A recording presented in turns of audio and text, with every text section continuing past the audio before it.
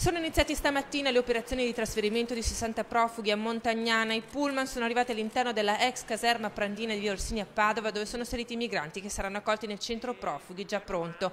In giornata ne sono partiti un centinaio destinati a Bagnoli. Alla Prandina invece arriveranno altri 30 migranti appena sbarcati. A breve nella tendopoli in centro dovrebbero essere allestite le casette che prenderanno il posto delle tende inadatte ad affrontare l'inverno. Il centro smistamento dei profughi resta quindi a Padova, che però dovrebbe essere via via smaltita fino ad arrivare a un centinaio di migranti fissi.